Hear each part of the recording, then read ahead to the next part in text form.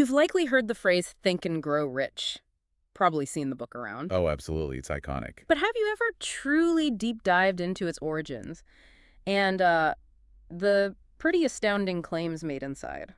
It's quite something. We're talking about a book that took, what, 25 years to create? That's right. A massive undertaking. Yeah. Based on deep insights from over 500 of America's, well, wealthiest and most successful individuals at the time. And all sparked by a challenge from Andrew Carnegie himself. Indeed. So today, we're taking that deep dive into Napoleon Hill's Think and Grow Rich. Yeah, let's get into it. Our mission, really, is to pull out the core philosophy, those powerful principles, and maybe some surprising truths this text suggests can, well, transform your life. Helping you understand how some huge fortunes were built. Right. And not just financial fortunes, but, in life overall, fulfillment. So we'll explore the 13 steps to riches.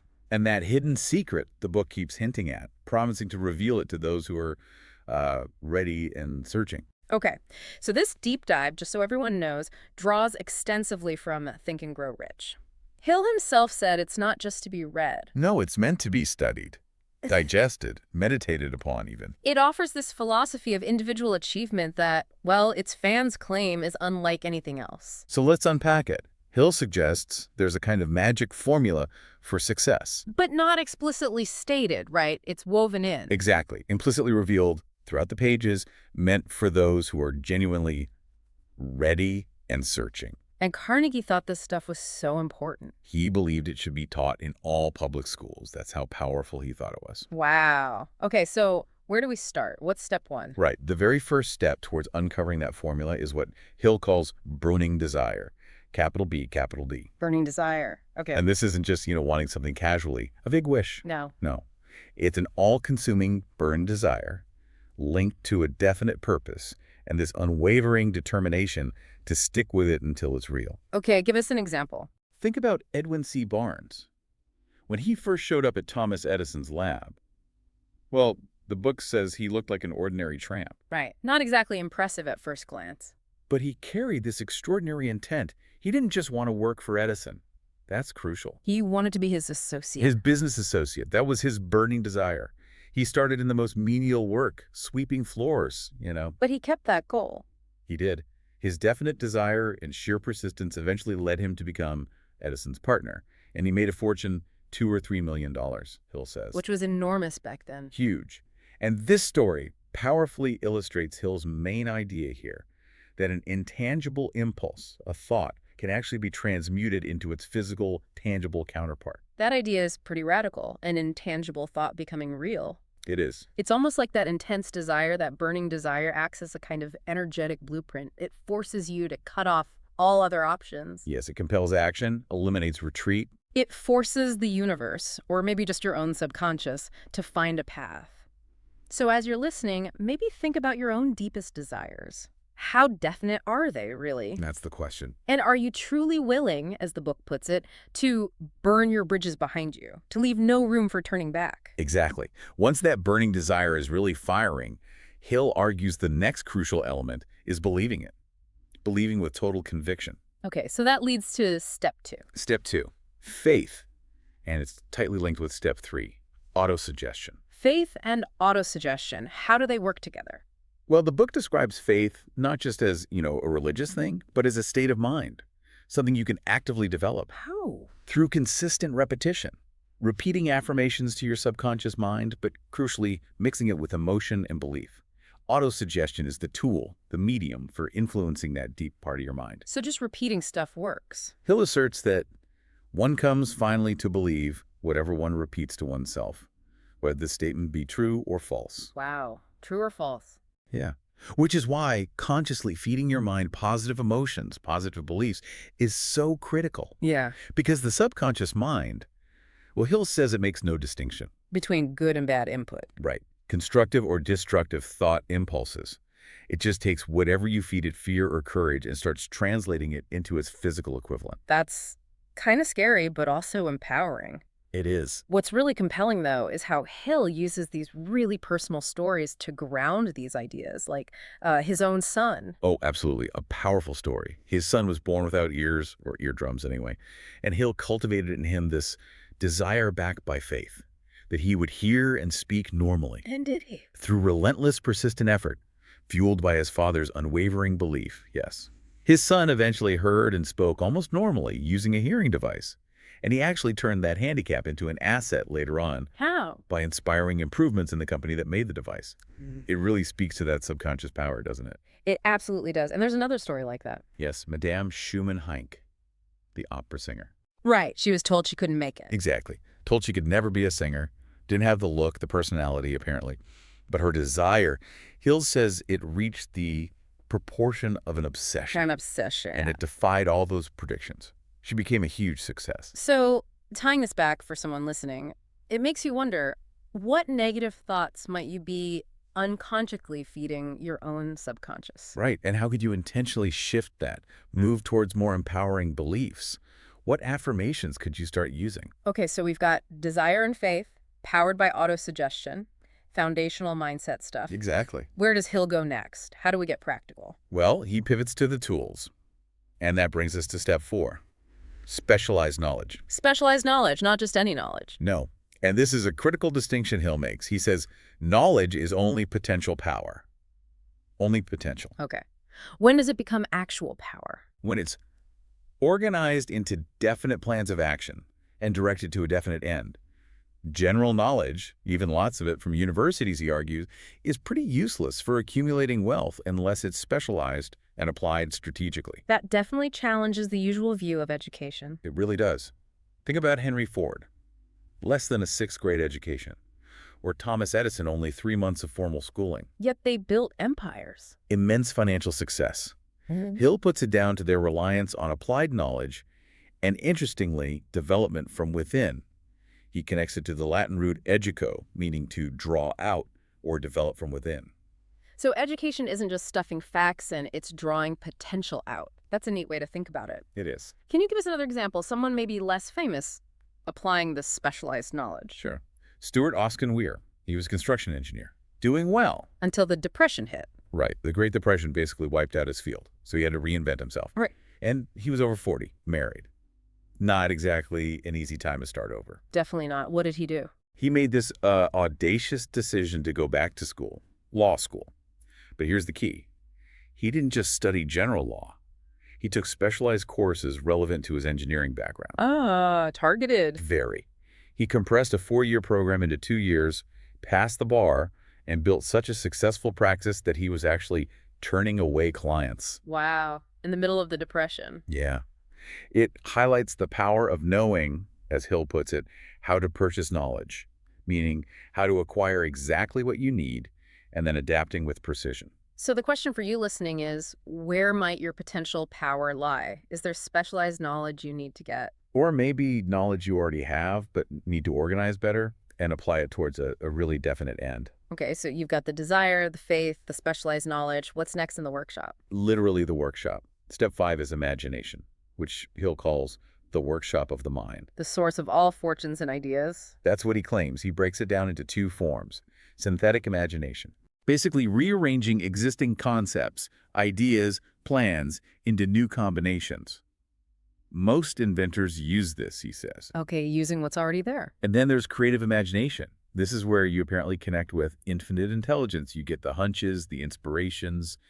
It's a higher level. Sounds a bit mystical. It can sound that way, but think about that old kettle story he tells. The Coca-Cola origin. Well related. A clerk buys an old kettle and a slip of paper with a formula for $500. Seems crazy. Yeah, just a kettle and paper. But Hill says what he really purchased was an idea. And that idea, connected to that kettle, apparently provided continuous employment right through the Depression for many people. When factories were closing down. Exactly. And it even funded the building of a prominent college. It's a powerful illustration of his point. Thoughts are things.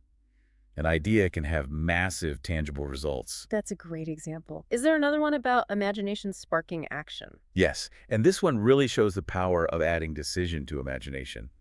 Dr. Frank Gonzalez. What was his story? He was a preacher and educator who dreamed of building a new kind of college where students would learn by doing. He needed $1 million, a huge sum then. And he just dreamed about it. For 2 years. He desired it, thought about it constantly, but didn't do anything concrete. Until he made a definite decision. The decision step again? Yes, he decided firmly that he would get the money within 1 week. What happened next is amazing. What? He prepared and preached a sermon titled, "What I Would Do If I Had $1 Million." And guess who's in the audience? Someone with $1 million.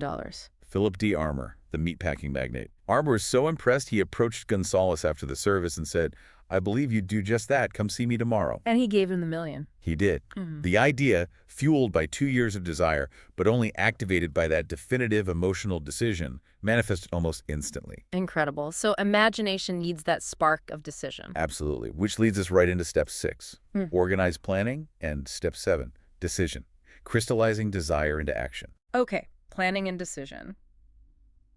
Seems straightforward, but Hill probably has a spin on it. He does.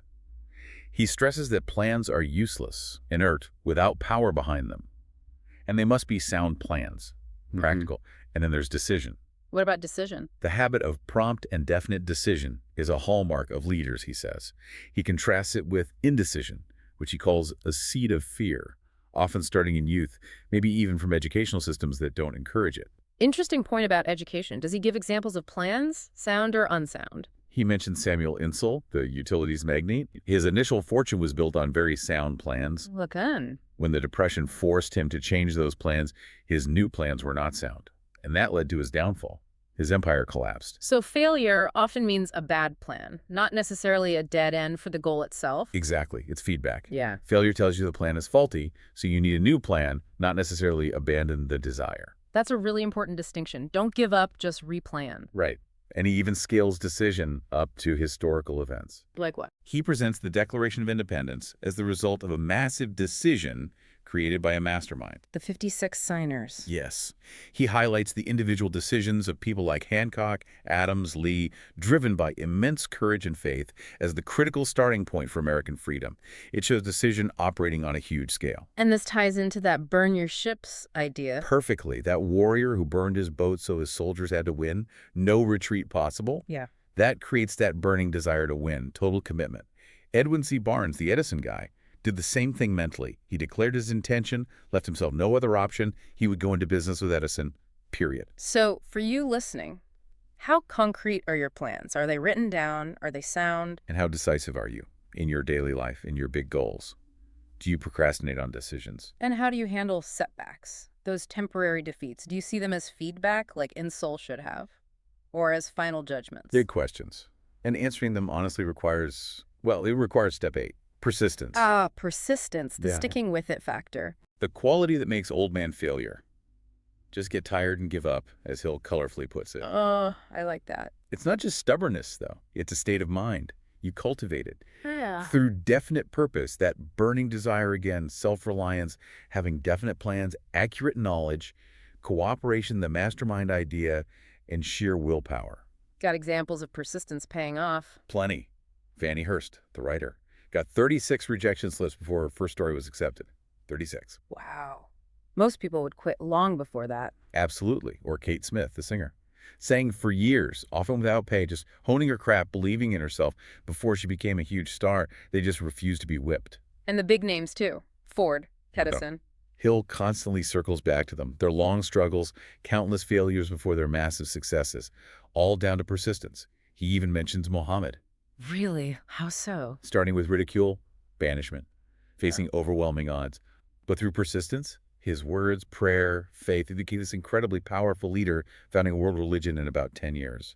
That's persistence on an epic scale. It truly is. So the question for you becomes, where in your life do you need more persistence? When do you tend to give up too soon? And what habits could you build starting today to strengthen that persistence muscle? Maybe breaking big goals into smaller steps, celebrating small wins. All good strategies. Okay, moving into the power of connection. Step 9 is the power of the mastermind. The mastermind. We touched on this with the Declaration of Independence. How does Hill define it more broadly? He defines power itself as organized and intelligently directed knowledge.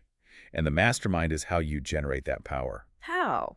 Through the coordination of effort between 2 or more people, all working toward a definite end, and crucially in a spirit of perfect harmony. Harmony is key. Essential. This cooperative alliance, he claims, is the basis of nearly every great fortune. It offers obvious economic advantages, more brain power, more resources, but also what he calls psychic advantages. Psychic advantages. What does he mean by that? Sounds a bit out there. Yeah, it can sound that way. Beyond just sharing ideas, he'll suggest there's kind of mental or spiritual synergy. Like, when minds are truly aligned in harmony towards a goal, they tap into something larger. Ideas flow more freely, intuition heightens. The sum becomes greater than its parts in a non-material way. Interesting, like with Ford's group. Exactly. Ford had limited schooling, remember? But he achieved immense power by deliberately allying himself with great minds. Edison, Harvey Firestone, John Burroughs, Luther Burbank. A powerhouse group? Absolutely. Yeah. Hill says Ford absorbed their vibrations of thought, adding their intelligence, experience, and knowledge to his own through this mastermind connection. And you mentioned Gandhi earlier, too. Yes, an incredible example. He induced 200 million people to cooperate in harmony for a limitless time towards independence, without force. Hill calls it a miracle and attributes it to the power of a coordinated mastermind for a definite purpose, fueled by faith. Just staggering, the scale of that. It really is. So for you listening, who are the minds you're collaborating with? Is there harmony in those relationships? Are you intentionally seeking out alliances that can amplify your efforts, create that synergy Hill talks about? Food for thought. Now on to perhaps the most controversial or misunderstood principle. Step 10, the mystery of sex transmutation. Okay. Sex transmutation, what's that about? It sounds intense. It is, and Hill handles it carefully. It's about converting the powerful drive, the sex energy, from purely physical expression into other creative forces. Like channeling it. Exactly. Channeling it into areas like literature, art, invention, business building.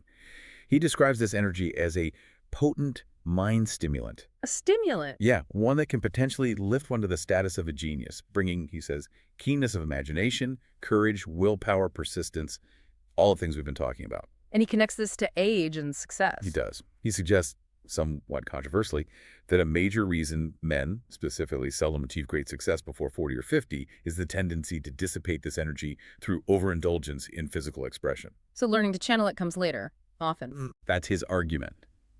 Noteworthy achievement often follows the discovery, later in life, of sex energy's other possibilities, learning to redirect it constructively. He also mentions the influence of women. Yes, he observes that many great leaders' achievements were largely inspired by a woman, pointing to the immense motivating power that can come from the desire to please or be worthy of a partner. It's a complex chapter. Definitely sounds like it. So the personal reflection here is, how are you directing your own powerful emotional energies? Right. Are you aware of this potent force within you? Are you consciously transforming it into constructive, creative efforts in different parts of your life? Or is it being dissipated? Deep questions. Okay, so from these powerful energies, where do we go? Back to the mind itself. Exactly. Steps 11 and 12 cover the subconscious mind and the brain, essentially the broadcasting and receiving stations. How does he describe their roles? The subconscious mind, he reiterates, works constantly, day and night. Its job is to take your desires, especially those mixed with strong feeling and faith, and work out how to translate them into reality. Okay, the engine room and the brain. The brain is presented as both a broadcasting and receiving station for the vibration of thought. It sends out your dominant thoughts, but it can also pick up thoughts broadcast by other brains. Like telepathy. He suggests something like that, yes. Especially when the brain is stimulated by strong emotions, like the sex emotion we just discussed, which he believes increases the vibration of thought, making it more powerful and potentially more receptive. He really emphasizes the power of unseen forces, doesn't he? Very much so. Yeah. He points out that we're constantly controlled by unseen, intangible forces. Gravity, electricity, the intelligence in the soil that grows our food.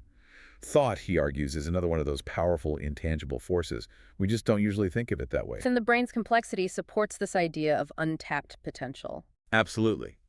He mentions the staggering number of nerve cells, 10 to 14 billion, and their near-infinite connections. It hints at a vast, mostly unused capacity. Does he cite any evidence for the receiving aspect? He briefly mentions Professor J.B. Ryan's experiments at Duke University on telepathy and clairvoyance ESP. Ryan's findings suggest that these perceptions worked regardless of distance and were actually enhanced by stimulants, not dulled by sleep. Interesting. And he tells the story of Dr. Elmer R. Gates, a scientist who apparently developed over 200 patents using a specific method. What method? He'd consciously focus on all the known factors of a problem. Then he'd sit in a dark, soundproof room, clear his mind, and wait for the answer to flash into his consciousness from his creative faculty, basically, receiving the idea. Wow.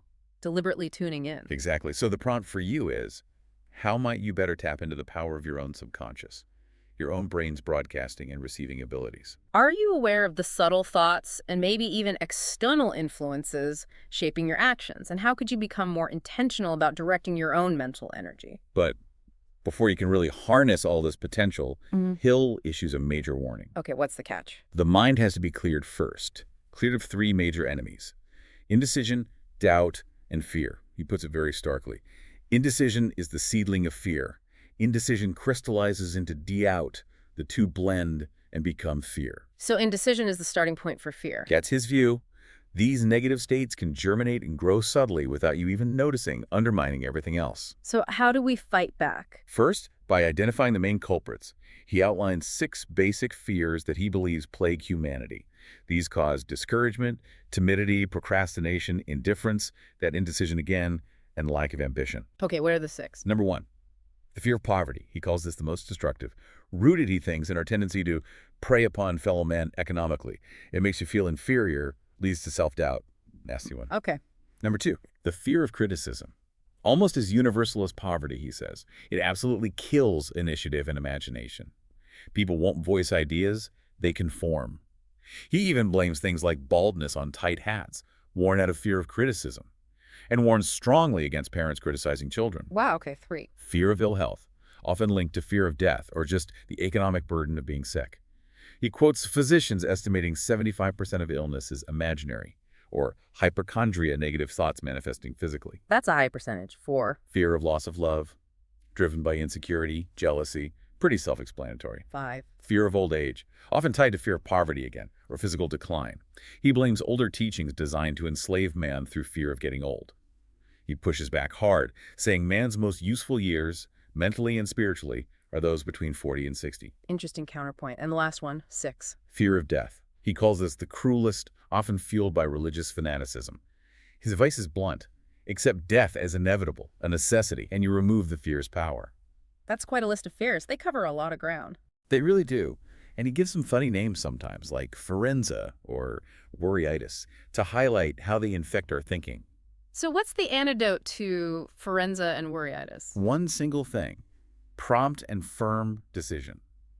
Making decisions cuts off the worry and doubt that feed fear. Just decide. Decide. A mind filled with fear doesn't just hold you back.